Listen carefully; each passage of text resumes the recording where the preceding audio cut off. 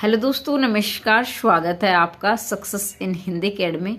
आज की मेरी वीडियो का विषय रहेगा कि एस्टेट की परीक्षा कब होगी, पहली बार में एस्टेट कैसे करें। जो बार बार एस्टेट में फेल हो रहे हैं वो एस्टेट की परीक्षा को पास कैसे करें।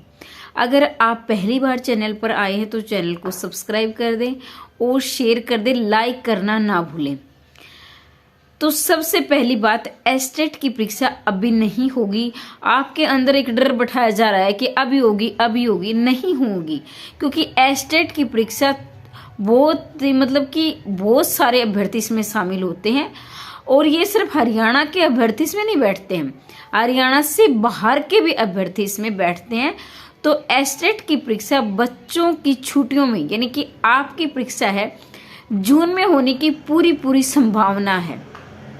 ये मान के चलिए कि 90% आपकी परीक्षा जून महीने में होने की संभावना है। और इसके साथ ही जो अभ्यर्थी बार बार एस्टेट में फेल हो रहे हैं, मैं ये नहीं कह रही कि वो मेहनत नहीं कर रहे हैं, वो मेहनत तो बहुत ज़्यादा कर रहे हैं, लेकिन वो मेहनत सही दिशा में नहीं कर रहे हैं। सही दिशा का मतलब ये है कि जो एस्टेट की परीक्षा है वो एक कॉन्सेप्ट मांगती है। चाहे आपका जो भी विषय है, चाहे आपका हिंदी है, इंग्लिश है, जो भी विषय है, तो आप अपने कॉन्सेप्ट को क्लियर करें।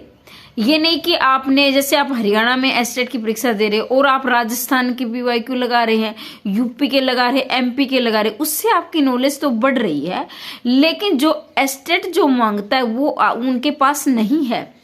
मैं आपको डरा नहीं रही हूँ, लेकिन अगर किसी ने REET, UP TET, super TET, ऐसे एमपी टेट की परीक्षा दी है, तो तमाम राज्यों से हमारे एस्टेट की जो परीक्षा है टफ होती है।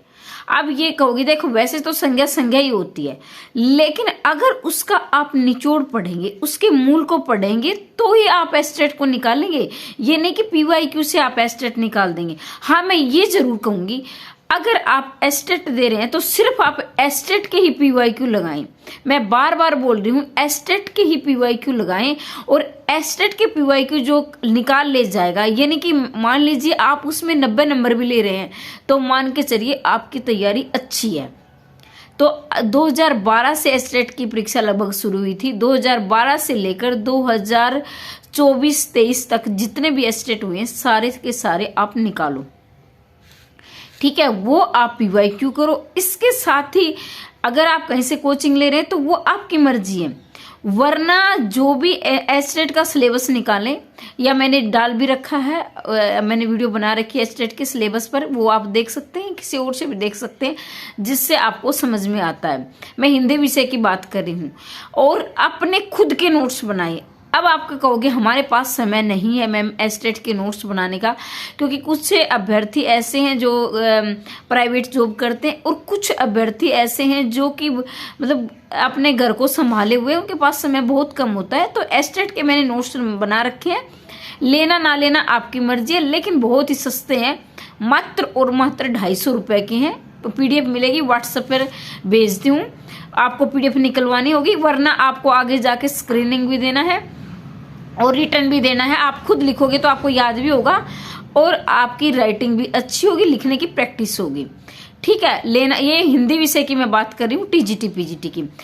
अगर आपको नहीं लेना है तो आप सिलेबस निकालें और उस सिलेबस के अनुसार अपनी पढ़ाई शुरू कर दे। अभी एस्टेट लगभग आपको कम से कम 2 से 2.5 महीने, कम से कम बता रही हूँ, 2 से 2.5 महीने का समय आपको जरूर मिलेगा, ज्यादा भी मिल सकता है। तो अपनी तैयारी को बिल्कुल जीरो से शुरुआत आप कर सकते हैं।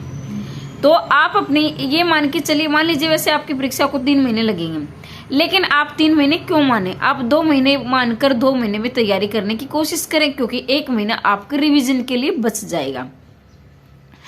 अभी मैं बार बार कह रही हूँ कि यूपी, राजस्थान, इन राज्यों की पीवाईक्यू लगाने की आवश्यकता नहीं है। अपना NCERT पढ़ें और अपना जो साहित्य है, व्याकरण पर पकड़ बनाएं, ठीक है। और मैंने TGT PGT का अलग अलग सिलेबस बना दिया है। TGT का ये है, PGT का ये है। मैं दुकान में वीडियो बना रही हूँ तो बाहर से बहुत ज़्यादा आवाज़ आ रही है, लेकिन मैं क्या करूँ, मेरे पास इतने कमेंट मैसेज आते हैं, तो मुझे लगता है कि और भी अभ्यर्थी के डाउट होंगे।